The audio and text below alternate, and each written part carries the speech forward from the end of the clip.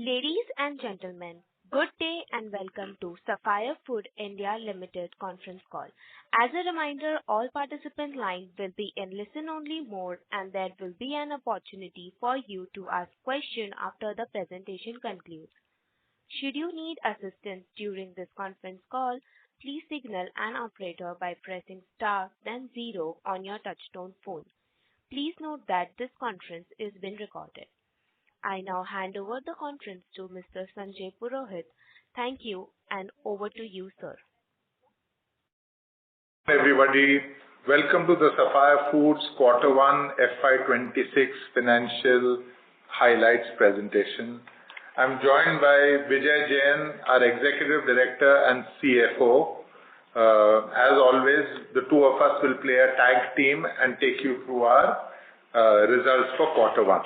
Let me just jump in straight away. We delivered a revenue of 775 crores, which was 8% growth over last year. In this quarter, we added 8 KFC restaurants, 2 Pizza Hut in India, and 1 Pizza Hut in Sri Lanka. Our total restaurant count is 974 at the end of the June quarter. Our consolidated restaurant EBITDA declined by 13% year-on-year. Margin was 12.2%, which is 290 basis points down. Our adjusted EBITDA was 55 crores. It declined 22% year-on-year, and adjusted EBITDA margin was 7.1%. Our consolidated EBITDA post-Ind AS was 113 crores or 14.6%, and this declined 9% year-on-year, 270 basis points below last year. Our consolidated PAT was negative 2 crores or 0.2%, and our consolidated adjusted PAT was positive at 6 crores or 0.7%. Let me dive into the KFC brand priorities. This is on page number 20. We drive 6 priorities on the KFC brand. One is to increase penetration and therefore increase the consumer base for KFC and drive frequency. We want to be known for craveable taste. Value is an important component of strategy. Operationally, how do we deliver a frictionless customer experience? And operational excellence, whether it is customer service in the store or through the aggregators. And finally, how do we improve accessibility? This quarter, KFC had a SSSG which was flat over last year. However, transaction growth was positive, which is encouraging. And transaction growth was positive because gross margin also was negative. We invested behind the Epic Savers campaign. This Epic Savers campaign of abundant value, 9 for 299, has given us positive transaction growth. Our SSSG still is, the results on SSSG are still yet to come. Apart from that, we launched the Gold premium range of Zinger Burger and chicken strips. Our kiosks are now implemented in 259 stores, and there are some pictures of the new restaurants that we have launched. For the channel-wise mix and other financial numbers, I'll hand it over to Vijay now. I'm on slide number 24, which gives channel-wise mix. The dining and takeaway came at 57% and delivery at 43%. Delivery mix, while it was similar to the previous quarter, but if you look at year-on-year, there is a 300 basis points increase in delivery mix. The SSSG was flat, as Sanjay called out. However, the same store transaction growth, SSTG, was positive low single digit, which was very encouraging. Overall revenue grew by 11%, and gross margin dropped by 90 bps. This was result of the investment which we did behind the various value offers and promotions. From an inflation point of view, while there was some inflation, we were largely able to neutralize those inflation with the cost saving initiatives. So the entire impact on gross margin you see is because of the investment behind the value campaign and the value offers. The drop on gross margin, along with the higher delivery mix and operational deleverage because of the flat SSSG, meant that restaurant EBITDA came at 15.7%. Slide number 27, which gives you a 4-year annual view and 5-quarter trend. We continue to invest behind our strategy of value campaign, and we are confident that this should help us drive transactions and ultimately the SSSG. Let's go to Pizza Hut. The Pizza Hut action, I'm talking about slide number 29. We had given a clear path on revival of the brand, which apart from driving taste superiority, also had a component of investing significantly higher amounts of marketing monies to drive consumer behind mass media advertising to drive consumer awareness and consideration. From a numbers perspective, Pizza Hut had a negative 5% overall revenue growth and a negative 8% SSSG. Let me try and give you some details of what happened during the quarter. First, we launched the Juicylicious pizza range in April 25. This has received really positive feedback from consumers who've tried it. However, the Juicylicious pizza campaign was supported by mass media differently in Tamil Nadu, which is an exclusive Sapphire state, and the rest of the market. In the rest of the country, including the common markets of Sapphire, we supported it largely through below-the-line advertising, which means that proximity advertising in malls or in hoardings around our stores. We know that that is suboptimal. In Tamil Nadu, however, we supported it with mass media advertising. There's a YouTube link that we have provided on our presentation that will enable you to see the ad. So Yum and Sapphire put money behind creating consumer awareness. There the brand did well. In fact, there is a double-digit SSSG difference between Tamil Nadu and the rest of our market. In Tamil Nadu, we delivered low positive single-digit SSSG when compared to last year. If you remember, we had got a 17% sequential uplift from Jan, Feb, March 24 to April, May, June. On top of that April, May, June 24, Tamil Nadu delivered a low single-digit positive SSSG. It gives us confidence that this is the strategy to revive the brand, which really is a replica, and I've said this many times, of the successful strategy that we run in Sri Lanka, where omni-channel, great product, great value, and strong advertising enables the customer to choose us versus other pizza brands. Quick look at the numbers. Yeah, I'm on slide number 35, channel-wise mix.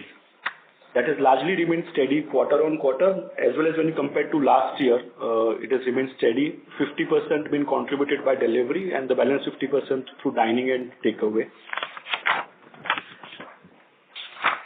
SSSG was -8% and overall brand degrew by 6%. Gross margin dropped by 150 basis points compared to last year. And here again, a huge amount of investment behind the value offers, promotions and campaigns, and very small or marginal impact on account of inflation. The gross margin drop combined with the negative impact of the SSSG or the operating deleverage meant that restaurant EBITDA came down to -2.5%. And as Sanjay called out previously, that if If we exclude the factor of additional marketing investments which has gone into the brand, this is over and above the agreement with Yum, the brand is actually at a break-even level. Slide 38, this gives you a 4-year and 5-quarter trend. We continue to work with Yum so that we can replicate the Tamil Nadu and Lanka strategy across all our markets. On Sri Lanka continued to show robust double-digit SSSG and TG.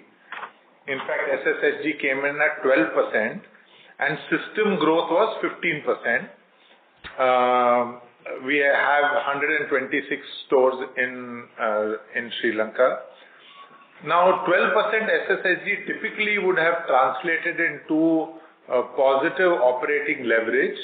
However, we faced very steep employee cost inflation because of a change of minimum wages.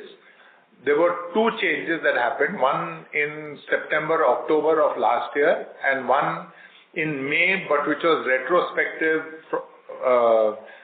in effect from 1st of April.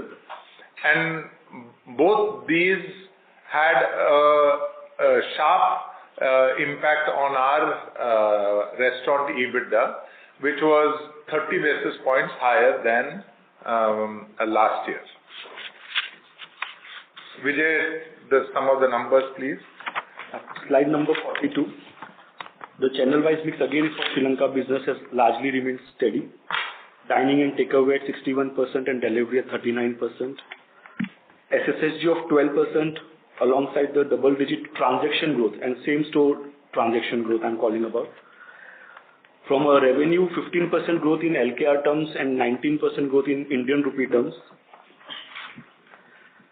Gross margin was higher by 30 basis points over last year. Overall, restaurant EBITDA came in at 12.7%. And as Sanjay called out, we couldn't really see the margin expansion because the benefit of SSSG was largely offset by the increase in minimum wages with effect from 1st of April. Slide number 46 again gives you the 4-year trend and 5-quarter trends. The business continues to deliver robust performance and we expect to mitigate this minimum wage impact starting Q2 onwards. We have taken a price increase of 3 to 5% in Sri Lanka and we expect at least Q2 we should be able to deliver slightly better improvement over margins Q on Q at least. Finally, on sustainability, I mean, it is part of our everyday existence. We are really happy to announce that our Raiya store in the KFC Raiya store in Punjab received an Indian Green Buildings Council Platinum Award. And this is the first QSR restaurant in India to receive this award and the first Yum KFC restaurant globally also to receive this award. So we're quite proud of this. And with this, we conclude our commentary. We'll open it up now for questions.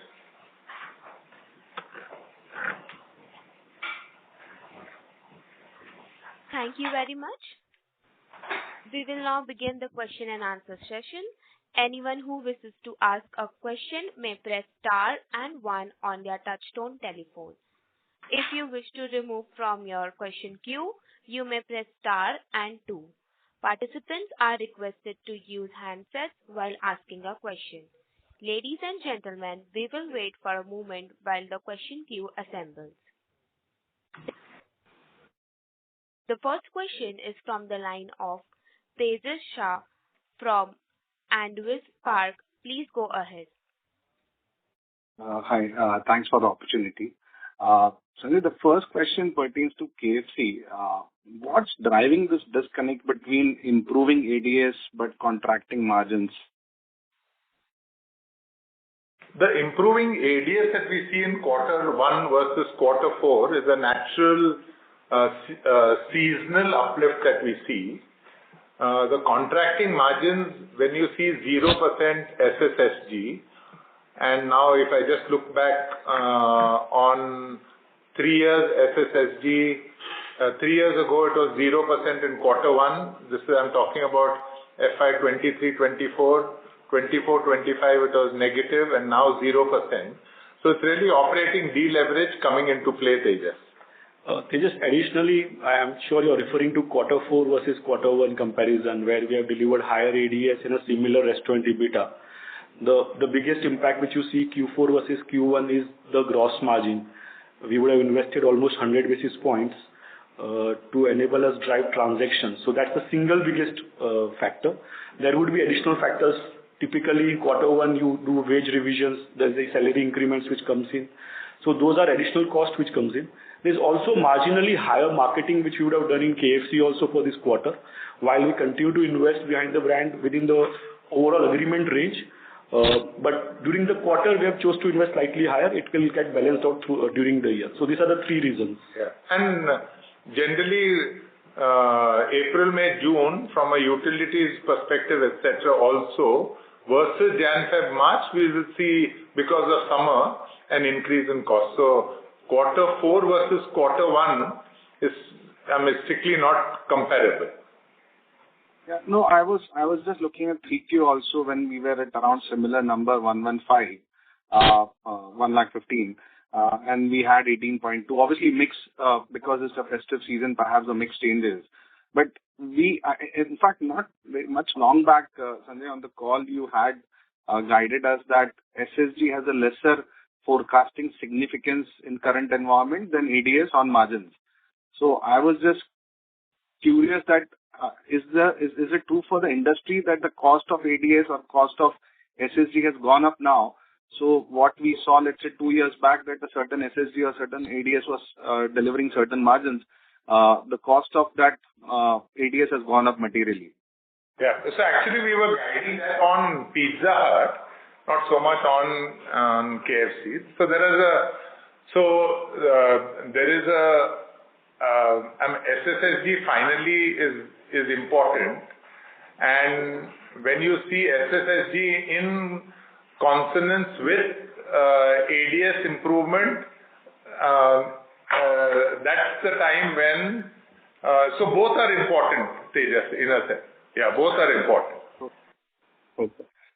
That's clear. Second, pertaining to Pizza Hut, so you clearly mentioned that intervention that we have done in Tamil Nadu is definitely benefiting the brand and improving performance also. So what's preventing a pan-India rollout if we are seeing benefit? At least I'm seeing parent and then you are seeing benefit of this. So what's the hurdle there? Yeah. So I think eventually it will happen. I'm confident of this. Right now, it is a factor of our estate being very different. See, when you have an estate which is dine-in forward omni-channel, consumers come to the store, see the difference. Advertising also drives consumers to the store, and it gives positive. It gives a further positive rub-off. Like I've said, it's not out of thin air that we believe this can work, because this is our Sri Lanka template. I'm quite confident that over a period of time, we should be able to get this to work in the rest of the country also. Okay. And lastly, on competitive environment, if you can comment, has it improved or still remains the same? Sorry to interrupt. May we request you to please come back for the follow-up question, as there are several participants waiting. Since I've heard this, let me just answer. Yeah, since Tejas has got his question in, so I'll just answer it. So from a competitive environment, I don't think anything has materially changed, Tejas. So there's nothing that has materially changed, not over the quarter, I would say over the year also. Thanks and all the best. Thank you. Thank you. The next question is from Gaurav Jogani from JM Financial. Please go ahead. Thank you for the opportunity, sir. Sir, we are seeing, as you also highlighted, that despite very low bases, we are still struggling to even touch mid-single digit SSSGs. So if you can break this problem into two parts, one is the overall macro factor, that is impacting this. And the other would be, any other thing that you can highlight, that is halting the growth even on a low base. Yeah. So the macro factor is undoubtedly present, as we can see in the in the results that almost every consumer company has. So, however, it is impossible for any of us to predict when these macro conditions will change. So, you've heard us say repeatedly, we are trying to do everything possible within these macroeconomic conditions to change our trajectory. I am quite confident on KFC that we should be able to start changing this soon. What are we focusing on? We are focusing on really, at a consumer level, there are two consumers. We believe that the biggest opportunity for KFC is in increasing the consuming base for KFC. The ability to do that will be to focus on our core product and on value. We have seen one expression of value, which is the 9 for 299. You will see a lot more of these expressions coming in the future. We also need to have advertising that appeals to that first-time user of KFC, so that will also happen shortly. And to drive greater frequency of consumption, we've got innovation like the Gold Zinger Burger. We've got, during summer we launched a new range of drinks. Our late night delivery is quite strong now. We have got a very initial pilot for breakfast and coffee. So these are we look at consumers from two lenses: increased frequency, increased penetration. I think it takes time to turn around inertia from a flat SSSG to positive SSSG. But once it turns around, I'm quite confident that this will give us good results. Apart from everything else that we are doing from an operational perspective, we continue to lead in terms of our operational metrics, whether it's at a customer satisfaction level, our ratings, etc., etc. So we are quite happy on how we are executing on store. The consumer part we have to get right, and it is taking time. But we're going to double down and get execution right more than anything else. Thank you for the detailed answer, sir. And my second and last question is with regards to the overall margins across the three formats. Overall, the margins across the three formats, given the constraints that we are operating into, at least we can say at the current levels, the margins are bottomed out at least, if not accelerating, but at least they would have bottomed out at current levels. They would have bottomed out except for, let's say, the seasonal impacts, right? So typically, for example, Q2 for KFC is lower than Q1 in terms of the various vegetarian days which the Q2 encounters. Q3 can be again higher. So I would say at these SSSG levels, which is a flat SSSG levels, there should only be now seasonal impacts which should play out. And any improvement from SSSG should probably help us get margins back. Yeah. And I'm just tying this back to the question that Tejas asked. So it's a combination of SSSG and ADS. Typically, Q2 shows a lower ADS, and that impacts profitability. So whatever is the SSSG, if the absolute ADS levels are lower, so that will have an impact. So it's a combination of SSSG and ADS that impacts final restaurant margins. Yeah, so my question was more on the annual and not on the quarter basis, but more on the annual. Yeah. I think there is no point in giving longer term guidance. I think we'll see the bill. Sure. No worries. Thank you, sir. That's all. Thank you. The next question is from Saurabh Kundan from company Goldman Sachs. Please go ahead. Yeah, thank you. My question is also around the margins. Vijay, you just mentioned that you've done slightly higher marketing spends in KFC. So when you said that at flat SSSG, only the seasonal quarterly changes in margins will be seen, are you adjusting for that ad spend? Because usually 1Q has a much higher margin than what you reported. So when I called out the overall impacts from Q4 to Q1, and this is what I was asking, answering Tejas' question, there I was just trying to give a bridge in terms of gross margin impacts, which was the bigger one, delivery mix impact, which is a smaller one, the utility cost, and there was a marginal impact of marketing. I would not call it a material to say that I need to adjust for the future margins. I would not call it that way. Okay. So the 67 odd percent gross margin that we have now, is it the baseline now? Or like Sanjay just mentioned that we are seeing just the starting of value initiatives, we'll see more in such expression. Does that mean that we'll be okay? I would not use the word as a baseline. I would say that whatever is required to now get the transactions and SSSG going, we are prepared to do that. So this entire Epic Saver campaign, which we ran starting May onwards, is already part of the impact we are seeing in Q1, but it may not be full impact. The positive part is we have seen transaction growth for the first time, SSTG for the first time after, I would say, 12 consecutive quarters.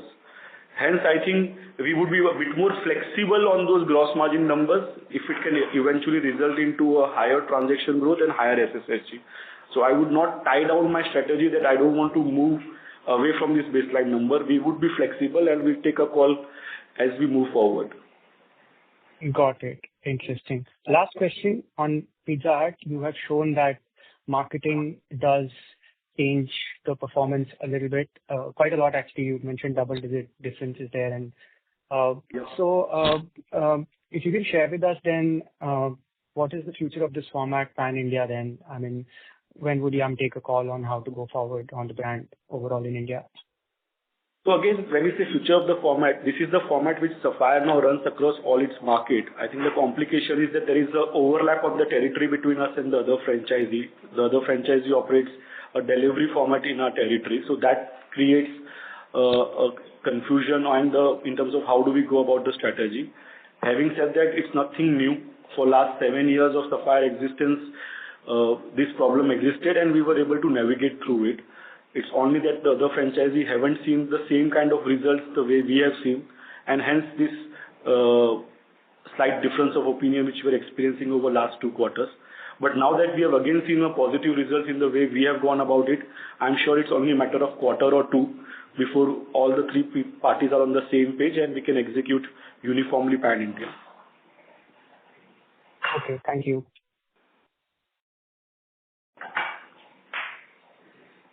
Thank you. The next question is from the line of Devanshu Bansal from Emkay Global. Please go ahead. Yes, sir. Hi. Thanks for the opportunity. Sir, there is a growth divergence between channels for us, right? So for KFC specifically, dining growth is 5%. Delivery is doing well at around 20-odd %, right? So we have been trying to improve this growth with, as you mentioned, Tasty Epic campaign, where these are dining specific campaigns that we are doing. But that is so far not led to improvement in dining growth, right? So wanted to better understand the reason behind slower growth for this channel specifically. And a follow-up to this is you've also mentioned that delivery mix increase has some impact on your margins as well. So do you foresee a structural margin reset as well because of higher delivery?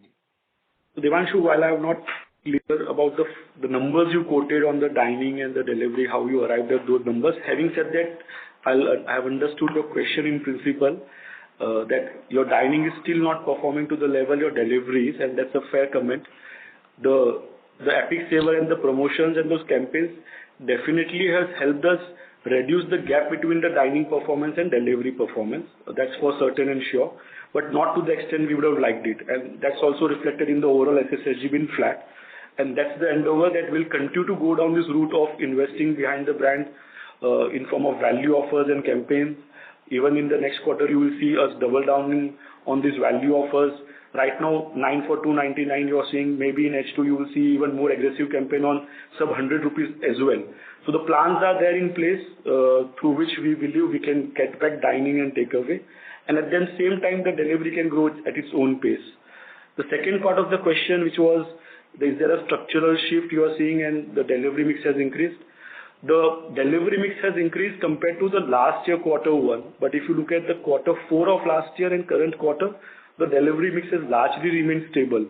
So again, if I want to predict the rest of the year, we would say that it should largely be range bound in terms of the delivery mix. Understood. Vijay, so I was trying to understand, as in, say, in FY23, when your margins, or even in FY24, when your margins were, say, 19-20% in KFC, and that was at a certain delivery mix of 36 to 38%, right? Yep. So at current level of delivery mix, so does that imply that we may structurally be lower at, say, 40 to 43% delivery mix, that we may not be able to do that kind of a margin? So that was the broader question. Understood. So if you're trying to compare with 23, 24 or prior to that, the 37, 38 going to 43 and 5% impact would roughly impact my overall profitability by 80 bips.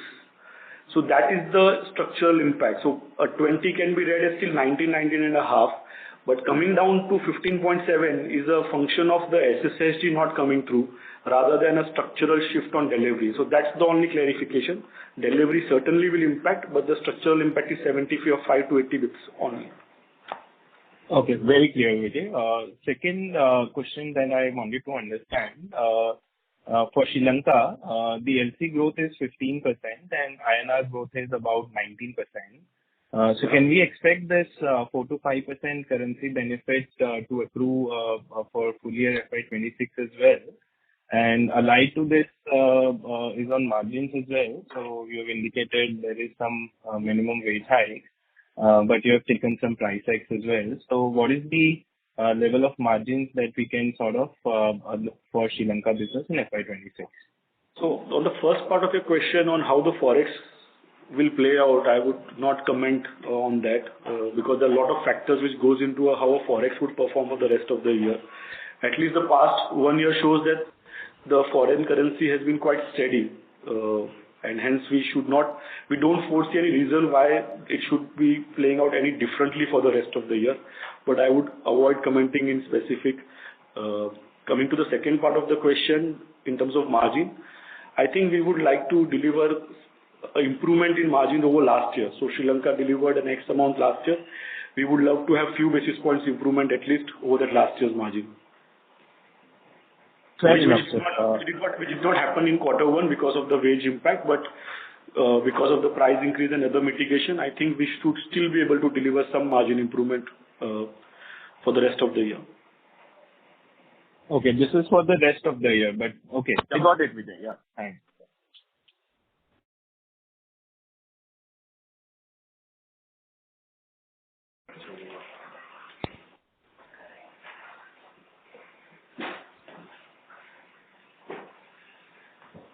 Yeah, good. Thank you so much.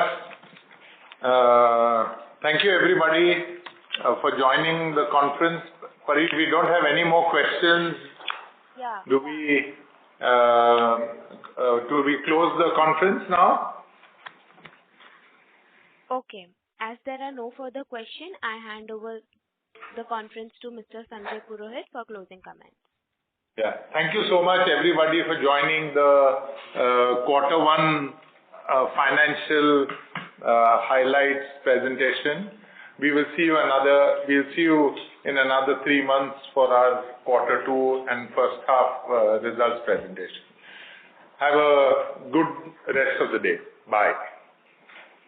On behalf of Sapphire Foods India Limited conference call, that concludes this conference. Thank you for joining us, and you may now disconnect your line.